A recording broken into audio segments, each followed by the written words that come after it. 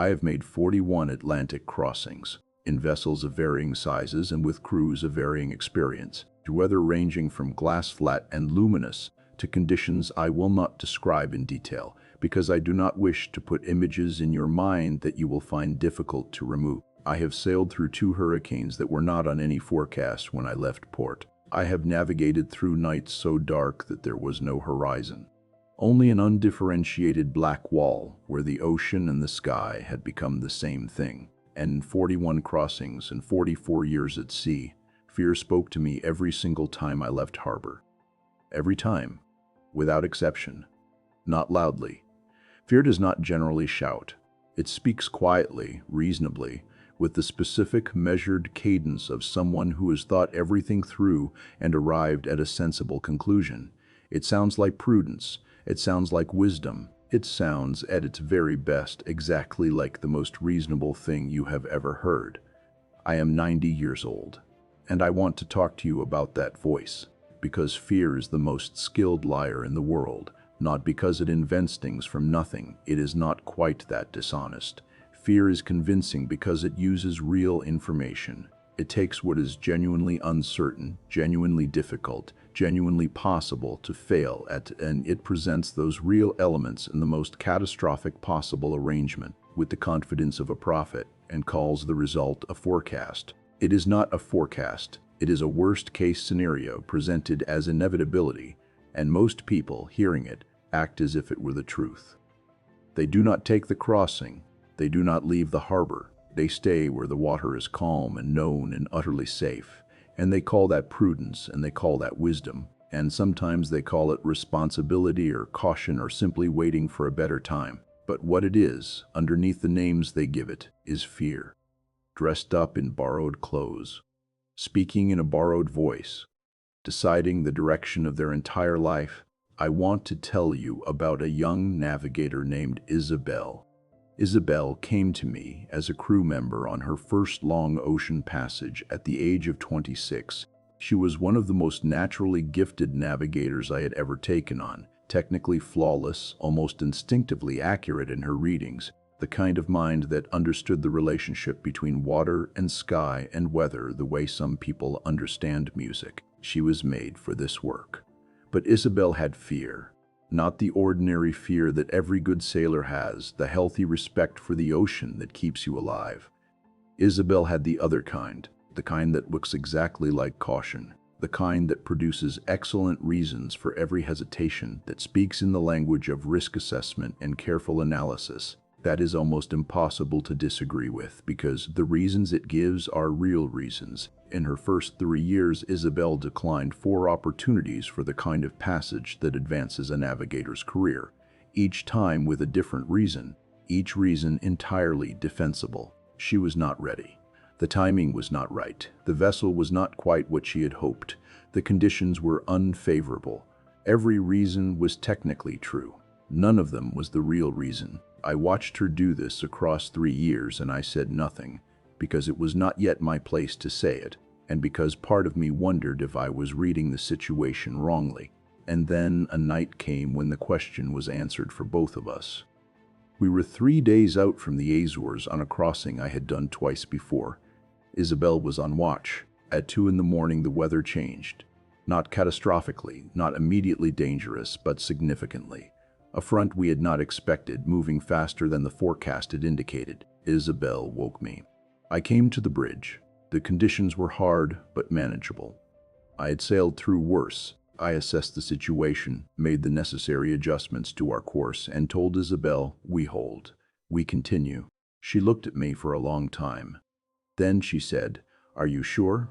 I said, "Yes." She said, "The forecast did not show this." I said, "I know. We continue." She was afraid. Not of the sea that night. The sea that night was hard, but it was not dangerous. She was afraid because the situation had departed from what the forecast had promised. She was afraid because the known had become slightly unknown. And in that moment I understood with absolute clarity what I had suspected for 3 years. Isabelle was not a cautious sailor. She was a frightened one. And the fear had been so well disguised, so thoroughly dressed in the language of technical analysis and risk assessment, that she had never once been forced to name it for what it was. We made the crossing.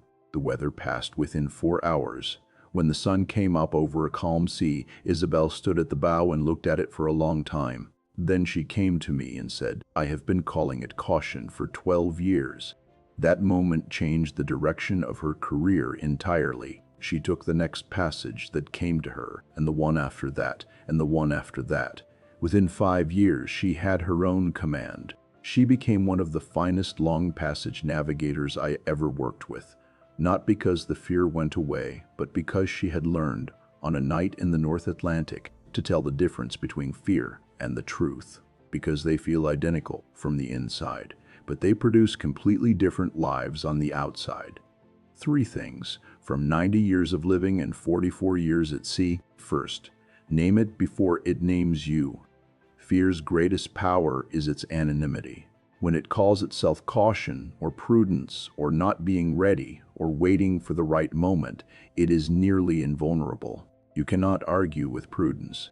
You cannot dismiss caution. You cannot refuse not being ready without sounding reckless. Fear knows this. It has been using these disguises for the whole of your life. The first act of liberation is simply to name it, not to overcome it. Naming it is not the same as overcoming it, and that distinction matters. Simply to say in the privacy of your own mind, this is fear, not caution, not wisdom, not a reasonable assessment of real risk. Fear. The moment you name it, it loses the costume. It is still there. Fear does not disappear because you have identified it, but it can no longer pass as something else. It can no longer make decisions by impersonating your better judgment. It has to make its case as itself, and when fear has to make its case as itself, without the borrowed clothes of wisdom and prudence and caution, it is a much less convincing argument. Name it every time, before it names you. Second, test the forecast. Fear's characteristic move is to take a genuine uncertainty and present the worst possible outcome as the most likely one. It does not lie about the uncertainty. The uncertainty is real. It lies about the probability. It tells you the storm is inevitable when what it actually means is the storm is possible. It tells you the failure is certain when what it actually knows is the failure is among the available outcomes. So test the forecast. When fear tells you that the crossing cannot be made, that the risk is too high, that the conditions are wrong, that you are not ready, ask it to be precise. Precisely how likely is the worst outcome? What are the other outcomes that are equally or more likely?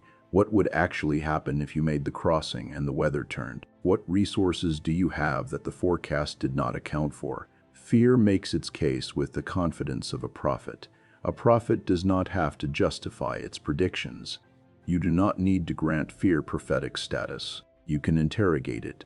Ask it to show it's working. 9 times out of 10, when you force fear to show it's working, you find that its certainty was a performance, that the worst outcome it presented as inevitable is in fact merely possible, alongside a number of other outcomes that are equally available and considerably less catastrophic. Third, sail anyway, after you have named it and tested it.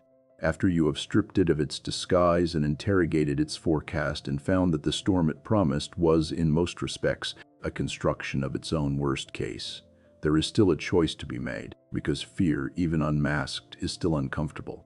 The crossing is still uncertain. The outcome is still not guaranteed. You sail anyway, not because the fear is gone, not because the uncertainty has been eliminated, not because you have achieved the state of fearlessness that the word courage sometimes suggests. You sail because the life waiting on the other side of the crossing is more important than the comfort of staying in harbor. You sail because the version of yourself that makes the crossing is someone you want to become. You sail because staying while it feels safe is its own kind of danger. The slow, quiet danger of a life unlived, a talent unused, a self diminished by the accumulated weight of every harbor it refused to leave. Courage is not the absence of fear. In 44 years at sea, I have never once left harbor without it. Courage is the decision made clearly and consciously that something matters more than the fear, that the crossing is worth the conditions, that the life is worth the risk of living it fully. I am 90 years old. I have not sailed an ocean in 6 years. The body eventually calls an end to things it has done for 4 decades, and you learn to listen with grace. But I sit by this window, and I look at the sea, and I know with absolute certainty that the 41 crossings I made were worth every moment of the fear I felt leaving harbor. Every single one. And I know with equal certainty that the passages I am most grateful for were not the ones in calm weather. They were the ones in storms. The ones fear told me could not be made. The ones I made anyway. And arrived on the other side, changed in the way that only the difficult crossings change you. You have a crossing to make. You know what it is. You have known for some time. And the voice telling you it cannot be made. The reasonable, measured, entirely convincing voice that calls itself caution and prudence and not yet ready. You know that voice too. Name it. Test its forecast. And then, with everything you have, with the knowledge that the sea is uncertain and the outcome is not guaranteed and fear will be on the bridge beside you every nautical mile of the way, sail. The harbor is not safety. It is just the place where nothing happens to you. The crossing is where you find out who you actually are. Sail.